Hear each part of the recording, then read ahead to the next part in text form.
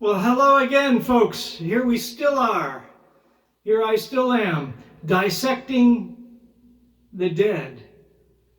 I really enjoyed the lively discussion the last one had with the chord corrections. And so here we are again, back by popular, overwhelming demand. Actually, that's a total lie. One guy out in California said, hey, you should do another one of these. And I looked at my schedule and went, okay, why not? So, yeah, like I said, the last one was pretty fun. I liked all I knew there would be, examples of where I was wrong. The disclaimer, I put the disclaimer up in the beginning. I'll do that now with this one that I'm going to do today. Always, whenever my mouth opens, there should be a disclaimer going on. Anyway, Sugar Magnolia was funny that some people really were surprised to hear that F sharp major chord, and Deal, pointing out there's no E chord in Deal. I have one guy he's like, I know what you're saying and I can hear what you're saying, but I just can't help myself. I gotta play the E. And, that's fine. There's no rules, man. This is art. Doesn't matter what you do, as long as you're enjoying yourself and having fun with your friends and with music. Cumberland Blues was another one. Of course, that G sharp is really a C chord. But then, sure enough, of course, through the years, later in the year, somebody sent me clearly a video from the 80s or 90s. There's Jerry going. And I didn't want to get too long into the last one, but yeah, Phil Lesh farts a G sharp really quickly in the in the Workman's Dead version. And also Keith Godshaw, it plays a G sharp in one of them on Europe 72. Okay, so I didn't want to get into details. Jerry is always on a C. Bob, ask him. You guys probably know him. I don't know. But I did check my own math, and I found the clearest version of Cumberland Blues for that quick little chord is the 1971. There's a really great record of 71 stuff CD. I don't know who put it together, but there's Cumberland on it, and it's no piano. So it's really clearly just the two guitars, and every time.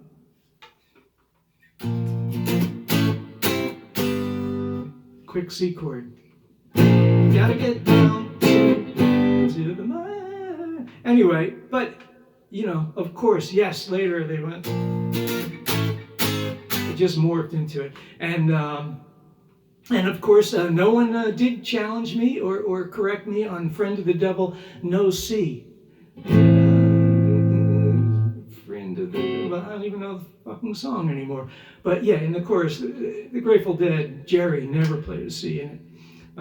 Anyway, let's move on, okay? I already wasted 3 minutes. You guys probably changed the channel by now anyway. Dissecting the Dead, episode whatever at this point.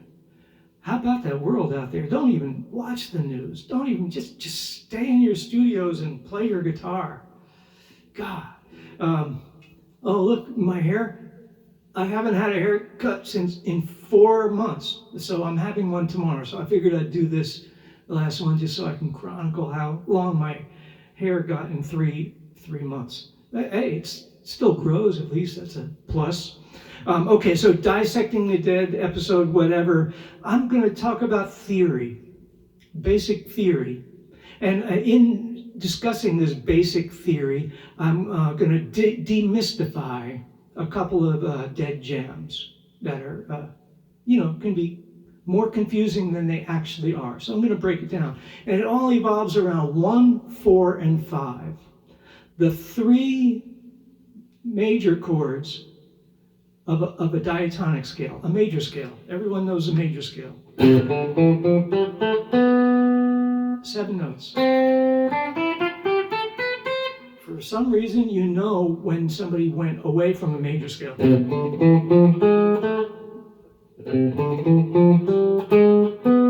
You know, our ears know a good old do, re, mi, fa, sol, la, ti, do. The strong chords of the chords that go to those 7 notes are the 1, 4, and 5. It's in every blues song. It's in, country songs, gospel, and good old rock and roll. 1, 4, and 5, the major chords.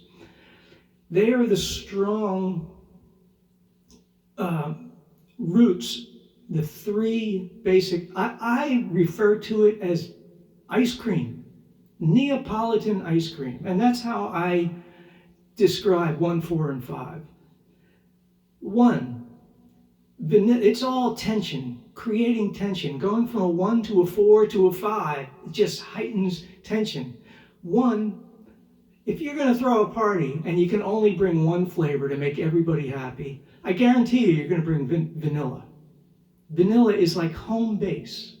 It's like being home, literally. It's the safest. Everybody likes vanilla. You're safe at home with vanilla. Okay, you want to spice up your party? Don't go to parties now. It's not safe. Wear a mask, social distance. If you want to go to a party, you want to spice up. Of course, vanilla is great, but it gets boring. So you add the 4 chord to add some tension to your party. 4, I'm calling chocolate, right? Vanilla, yes, it's a given. Want a second one and don't want to mess with people too bad? Chocolate, okay? So we got the 1 and the 4. The 5, strawberry, right? If you want to like really take your party full tilt, give them vanilla, chocolate, and strawberry. The people are like, ooh, the strawberry, it's really cool, you know? But anyway, there you go. Vanilla, chocolate, strawberry, 1, 4, and 5, increasing the flavors of your scale. The 5 chord. The 1 is safe at home. The 4 chord is like your little kid, you're safe at home, and you go out into your front lawn for your first time, and it's like it's very exciting to be out there, but then you run home to the 1 chord and it's safe. And then the 5 chord is like you got the courage up to go out your door, out into your front yard, and then you go down to the corner for the first time, and you're like, oh my God, look at me. And it causes so much tension that you got to run home. You got to always resolve from the 5 chord to the 1. The Beatles, 1, 4, 5, C, F, G. When they wanted to drive the girls crazy, what did they go? They went to the 5 chord and just milked the 5 chord.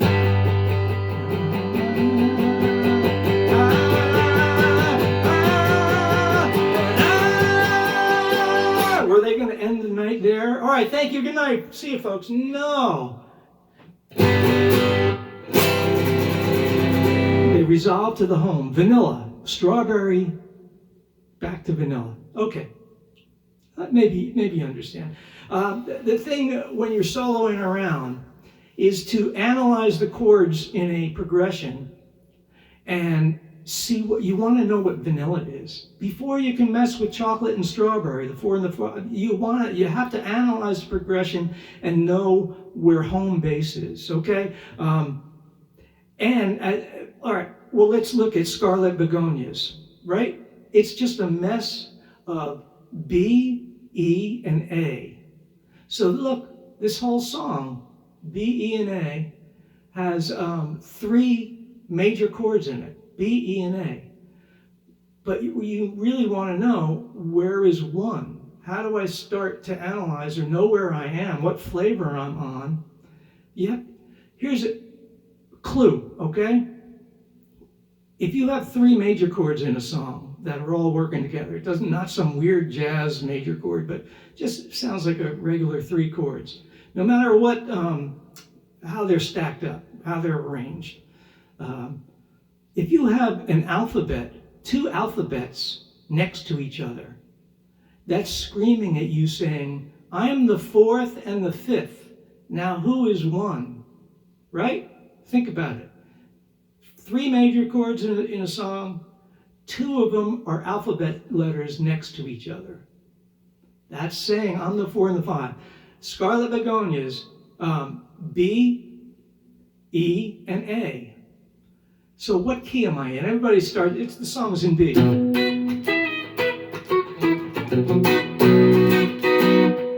Right? But I say it's not in B at all. B goes to an E chord, to an A, B, E, and A. B and A are next to each other in the alphabet. So it's saying, I'm the 4 and the 5. The E chord is actually the 1. That's why I like when this song is going, there's so much energy on this B. It's so volatile, unstable. So just like the Beatles, they resolve. How good. Well, now as well, how good does it feel to go to that 1 chord? It's like, I'm home, right? So tension.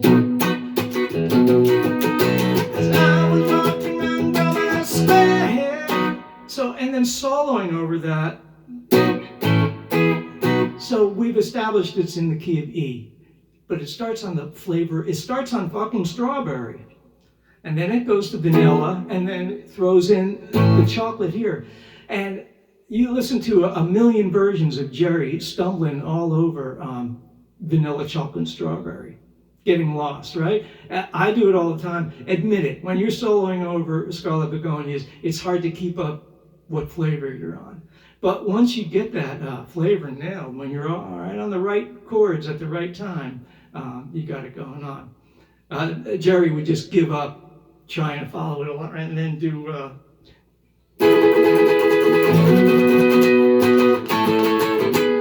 I do the same thing too. Fuck, I don't want to think anymore. I'm just going to slam on the chords for a while. It's too cool. Anyway, so yeah, you just have to follow the flavors 1, 4, and 5 around. Now let's talk about the key. Let's look at some songs specifically. I have some MIDI stuff here, and I'm going to play along. Just as an example, these next 3 songs, the tonal center goes from the 1 chord, and then it leaves. A chord gets thrown in that's not the 1, 4, and 5. It doesn't fit in that formula. As soon as that new chord comes in, it's telling you, I went to a different key. So that happens in Melissa. Everyone knows good old Melissa, right? It's in the key of E. Crossroads, see me come and go. Yeah. Oh, that's another clue.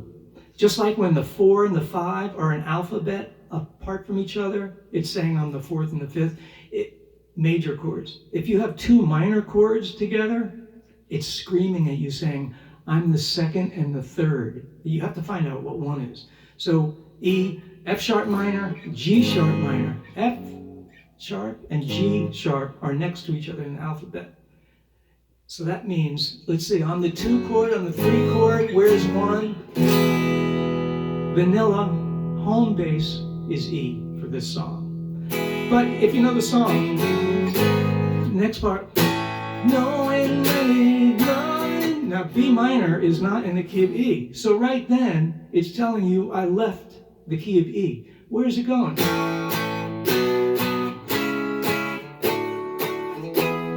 So I see an A, 2 minor chords next to each other in the alphabet. That has to be the 2 and the 3. Does it go to a 4 major chord? There it is. So Melissa, tonal center is E, but then it jumps tonal center to the key of A. So the notes of an E scale have a D sharp. The notes of an A are the same notes, but it has a, help me out, a D natural.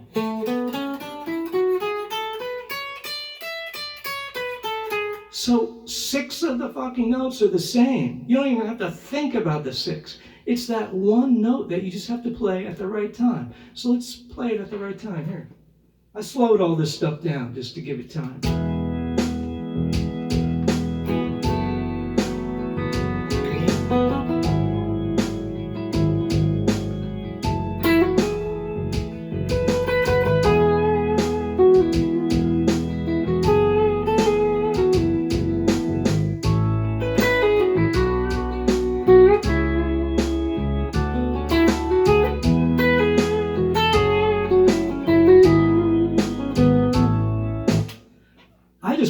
pentatonic, basically. I played only the notes that didn't change. And so I just kind of I avoided any Ds. So, you know what I'm saying? That shift of tonal center, I kind of just hung. But now let me throw those Ds in.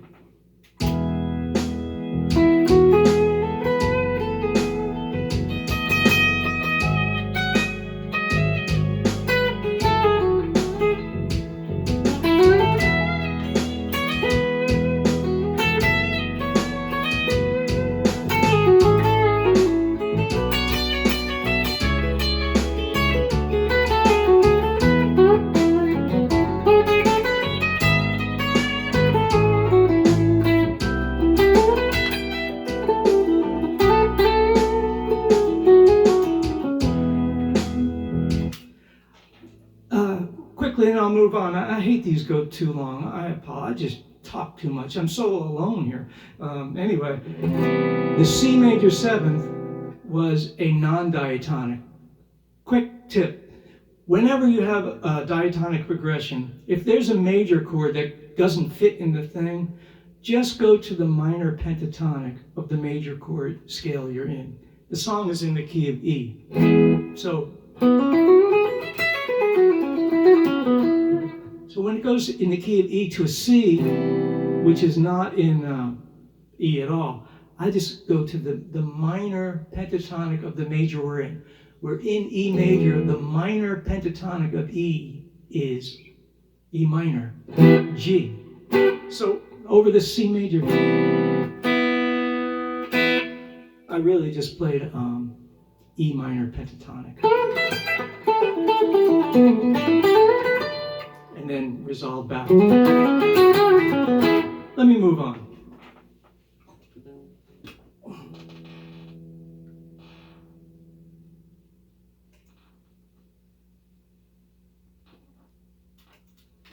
And of course, switching from the key of E to key of A, and maybe you've guessed by now, if you're even here listening, Eyes of the World. E major 7th, it's in E. So if you want to think pentatonic,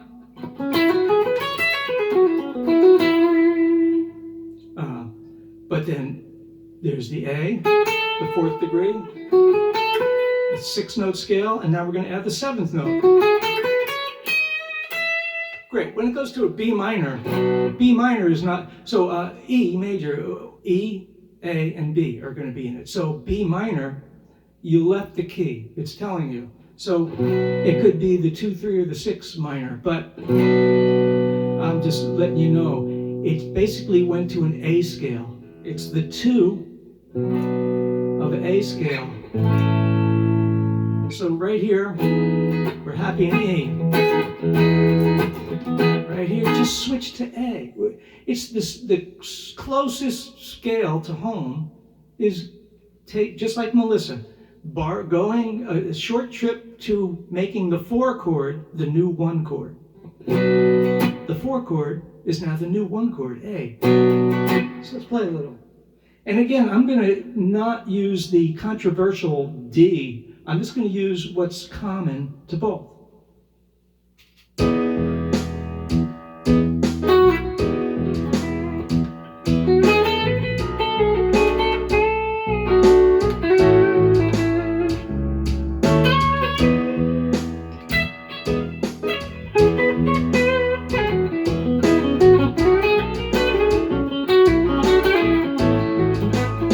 The D's now. Oh, that's good there. It's major 7th.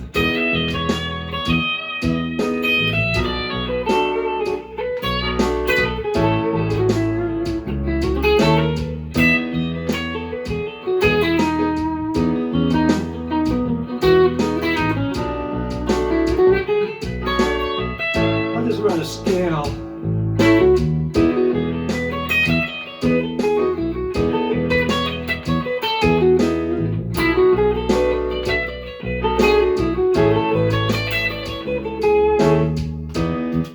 The point, and just use 2 strings at a time, you know, to make music out of 2 strings.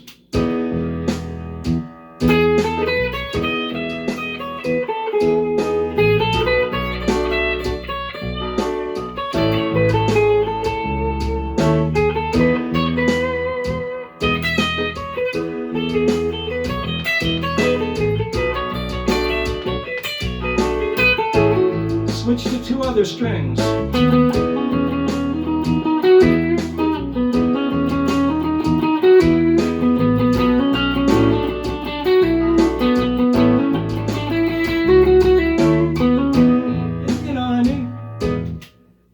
Little clusters to work on, and then expand. Let me do this last one.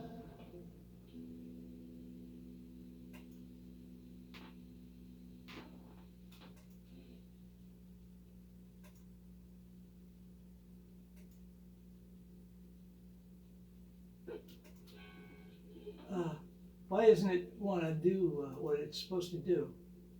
Stop it.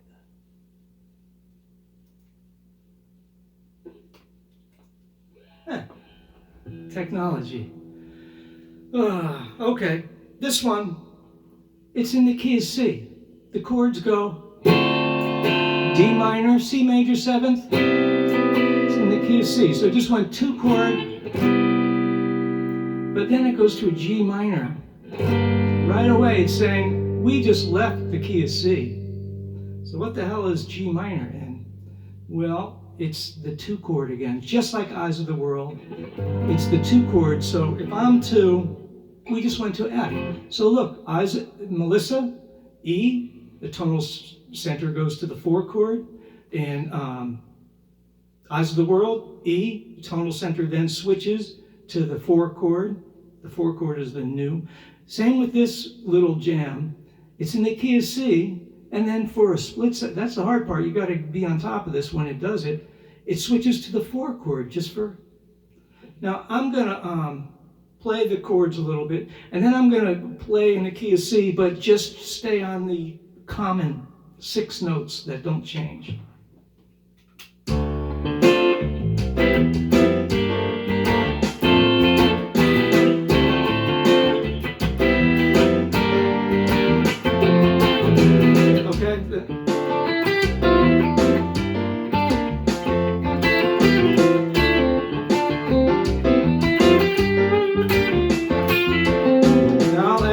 Note that changes, which is the B, to B natural, B flat.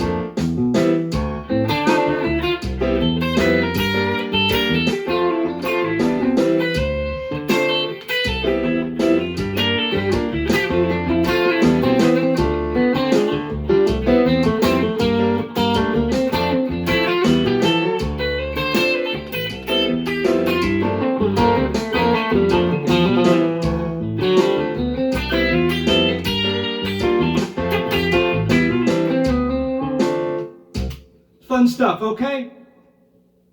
Not a bad 20 minutes. Now, okay, I'm going to play one of my own things, okay? I do the live streams, and I do it for tips. Some musicians, lifelong professional musician, woohoo, have no work right now. So we play for tips, and I do all these, of course, just because I'm hanging out. But if you do want to check out on our Dead on Live Facebook, and I'll put a link to it. Check out some of the live streams I've done, and I have my PayPal and Venmo. I also do live streams of other non-Grateful Dead stuff on my Marc Muller Music Facebook page. But let me just do one of mine, and it is original. I tell you what, anybody tips for this or the live stream or anything, just hit me with your email address, and I will send you a digital copy of this. This is my record from a few years back, and it features the badass Victor Wooten on bass, and the badass Rod Morgenstien from the Dixie Dregs on drums. So we did this here in my house a number of years ago, but so I'm going to play along with it, and it's called Topsky, but it was inspired from the 1-4-5 energy that's created by Tennessee Jed. So I wanted to do something like that with the 4 chords, C, F, and G. I spiced it up a little bit for me. But ladies and gentlemen, please welcome Victor Lewis and Rod Morgenstien.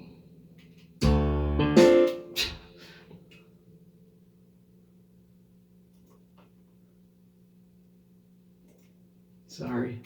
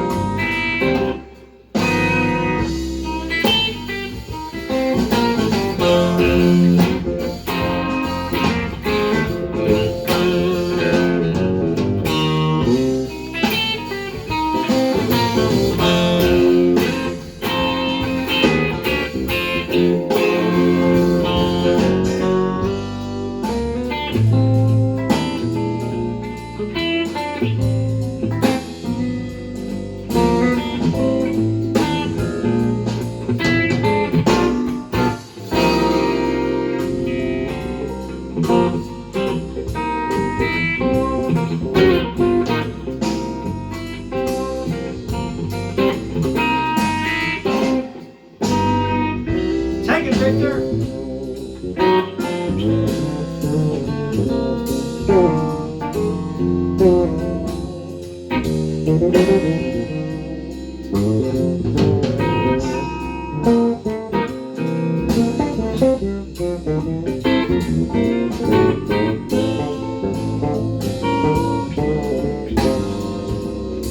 Hey, Marc. Okay.